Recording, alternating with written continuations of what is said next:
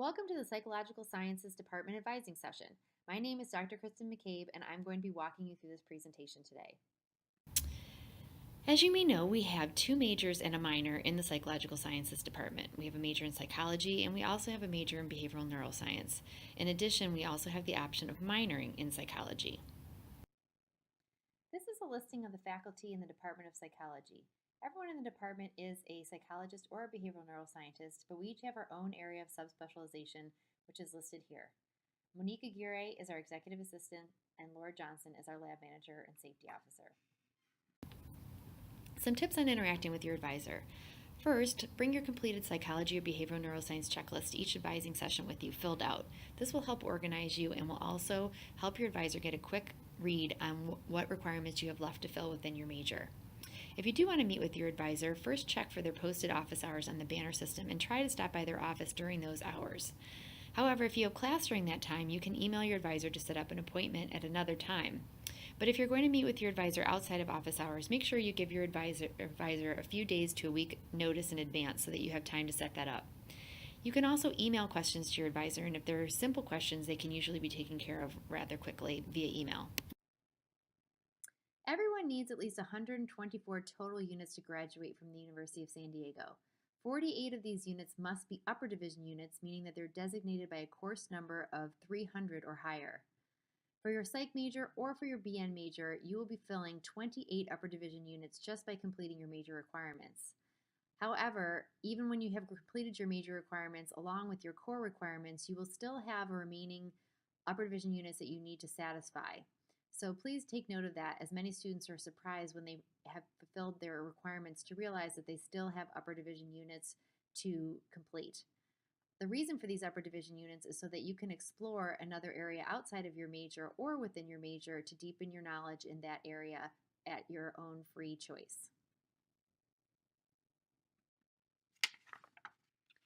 If you're a behavioral neuroscience major, the BN checklist will be an essential resource for helping you navigate through the major course requirements. On the website, we've included a checklist for anyone who declared as a BN major in 2017 or later. On one side of this checklist, the required courses are listed and the required prerequisites are in parentheses. The courses listed at the top are those that are required as preparation for the major. Below those are the upper division required courses and course lines. For example, every BN major is required to take biopsychology, NER 310, NER 470, and Bio 300, and you are also required to take one course that satisfies the cognitive line, the cell molecular line, and the evolution line. In addition to these courses, you must also complete an additional 6 units of elective courses that will count towards the major. A list of these courses is included at the bottom.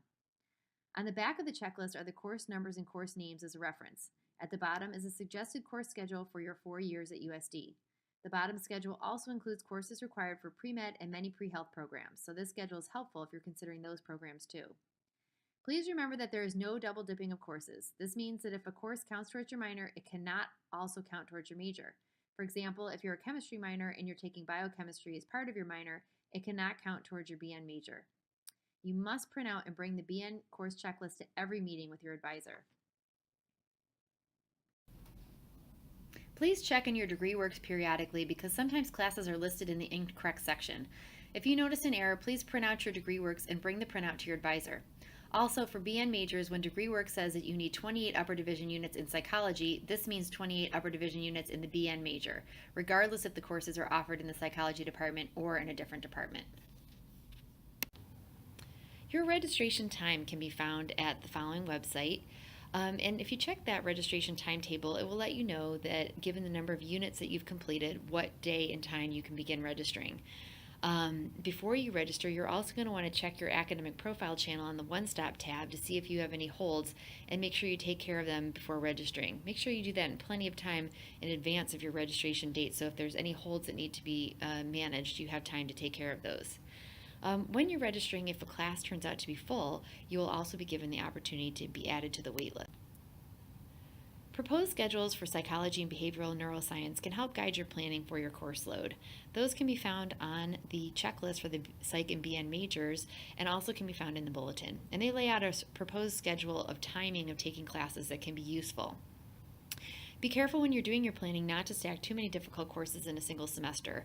Although that varies from individual to individual, you can ask your classmates for their recommendations on what they found to be more challenging classes.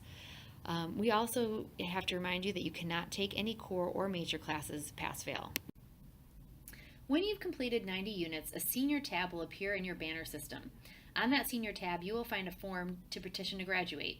It should be filled out and submitted by mid-October. If you don't complete it on time, a hold will be placed on your account, preventing you from registering. Make sure you keep your eye on that and petition to graduate on time. The purpose of the petition is to trigger a review to make sure that you are on track to graduate on the date you've specified. It's an important step because you'll be flagged if you're short on credits and don't have a plan to fulfill them. This can prevent you from having any unpleasant surprises when it's too late to deal with them. We have you review your degree works with your advisor, who will make sure that you are on track to graduate, and if all is well, your advisor will lift the hold and you will be free to register. Psychology or behavioral neuroscience majors also are required to take an exit exam in the spring of their senior year. In order to do that, they have to register for either Psychology or Neuroscience 492, which is a 0-unit course, and that will sign them up to take the exit exam during their last semester at USD. During that last semester, they'll receive information via email from the department secretary telling them where and when the exam will take place. It will just be a few hours, and the exam is not graded. The purpose of the exam is to give us information and feedback about areas of strength and weakness and things that we can improve or change for future years. And so it's really more information for us and does not have any implications for the student in terms of grades or things like that. If you're graduating in December, you should take the exam the spring of the year prior to graduating. You may come across a particularly challenging class, and you may consider withdrawing from that class. If that is the case, you should check the academic calendar for the date by which you can drop a class without receiving a W on your transcript, and there's a link to that calendar here below. If you drop it before that date, then nothing will appear in your transcript, but if you drop it after that date, there will be a W listed. It's not necessarily the end of the world to have a W on your transcript, but you want to avoid having large numbers of Ws. If you get a D and an F in a class, the first 10 units of Ds and Fs can be retaken, and the new grade will replace the original D or F. It will not be included in your GPA, but it will be listed on your transcript that you received a D or an F in that class. If you are interested in taking a class at another university, you should fill out a petition to transfer before you take the class at another school and have it approved by the chair of the department to which the course will be transferred. So for example, if you wanted to take a biology class at another university over the summer, you would want to submit a petition to transfer during the spring semester to the biology chair and have the biology chair approve that before you take the class. This will avoid any surprises because if you don't get it pre-approved, there's always a risk that it won't transfer when you get back to the university. Another thing to keep in mind is that you need to take the last 30 units before you graduate at the University of San Diego, which is called the residency requirement, and exceptions to that would have to be approved by the dean. You should also keep in mind that you have to take upper division courses to satisfy upper division requirements. This is particularly a problem at community colleges, which don't offer upper division units. So if you were to take developmental psychology at a community college, it would not fulfill the USD developmental psychology requirement because our requirement is an upper division requirement. So make sure that you've got the right level of course to satisfy our requirements. It's also important to keep in mind that your transfer course GPA will not count towards your USD GPA. If you're interested in studying abroad, which we highly recommend and encourage, please make sure that the program selected offers courses that are going to fill your required courses. And it's important to keep that in mind in planning because some study abroad locations have very limited offerings in psychology and particularly in behavioral neuroscience. So sometimes when students want to study abroad, they may think about saving core courses for abroad that may be actually more available in the sites that they are going to be attending.